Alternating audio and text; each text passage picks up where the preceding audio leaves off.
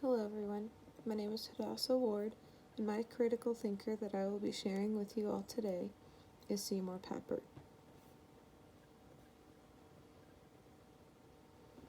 Seymour Papert was born in Pretoria, South America on February 29th, 1928. He lived to be 88 years old. He obtained his Bachelor of Arts degree in philosophy and 2 PhDs in mathematics at the University of Witwatersrand and the University of Cambridge.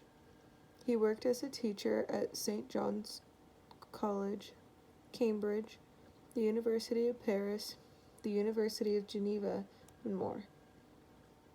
After receiving his PhDs, he moved to the United States and went on to be a professor of applied mathematics at MIT. Later, he became the Artificial Intelligence Lab co-director. This led to the beginning of many books being written by himself and others whom he worked with throughout his life.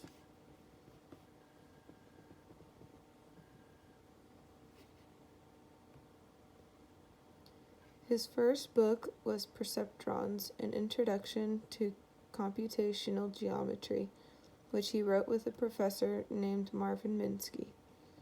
One of the biggest things Papert worked on was his book titled Mindstorms. Papert begins his book explaining his development at a very young age. Before he was 2 years old, he had developed an intense involvement with automobiles. The names of car parts made up a very substantial portion of his vocabulary.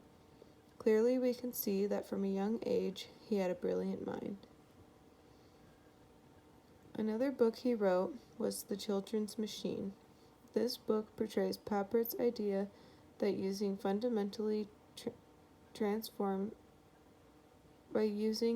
computers and programming as tools to fundamentally transform how children learn within a school. Another book he wrote that I'd like to mention is The Connected Family. The purpose is to help parents understand how to connect with their children in the 21st century. I feel as if this would be a great book for a lot of parents today because our world is surrounded by distracting technology. Papert was one of which who created the logo philosophy. This was a program made to make math and computer science simple and accessible to young learners to teach children the STEM subjects. Little turtles were programmed to be language-controlled robots. They are able to go forward and back, left to right, and rotate in a circle. These robots could also draw by someone vocalizing a pen down command. Papert was one who believed and wanted teachers to grow, invent, and lead in a school and/or classroom in which they observe the students.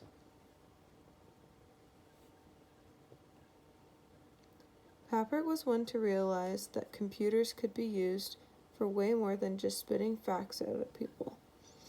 He believed that they were meant to be used as a way for children to experiment, explore, and express themselves.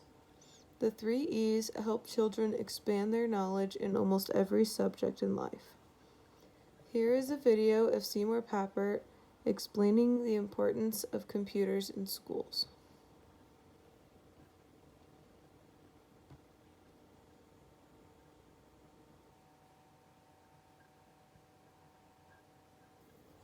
This is an attempt to make a sketch of what a school of the future might be like.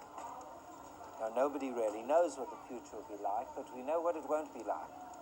We know it won't be lots of children sitting in desks with pencil and paper writing all the day.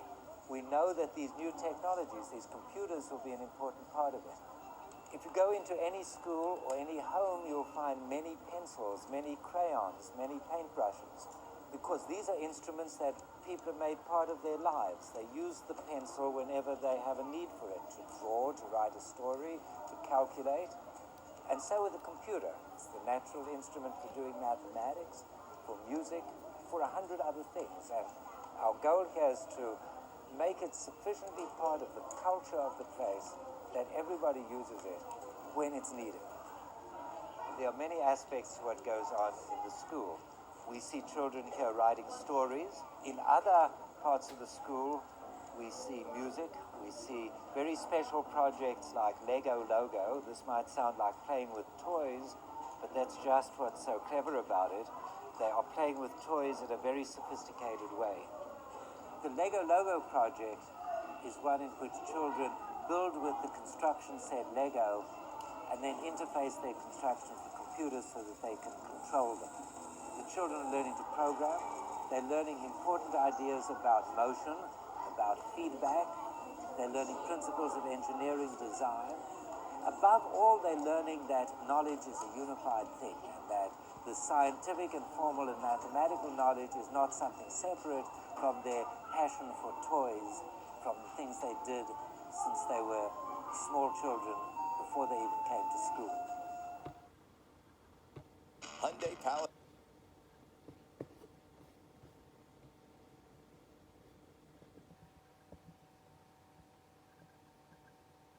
Due to Papert's incredible mind and fascinating studies, he found himself working overseas. This is when he was working towards his PhD in England at Cambridge University.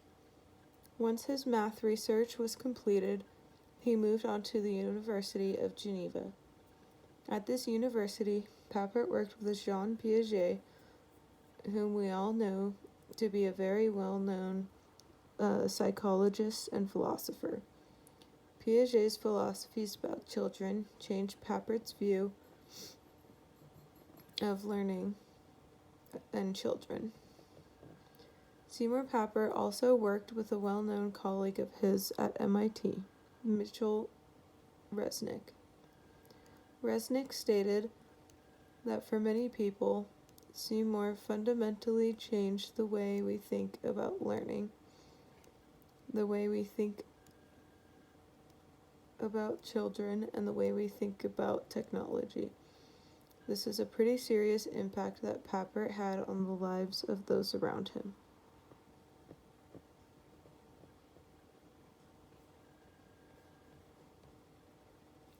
Here are my 2 discussion questions for you to answer. Do you think the following quote by Papert is true in your mind? The quote is, "I am convinced that the best learning takes place when the learner takes charge." I would like you to list why or why not you think this is true or not true. My second question for you is, why do you think Papert worked with people like Piaget? What were the benefits and what were the cons?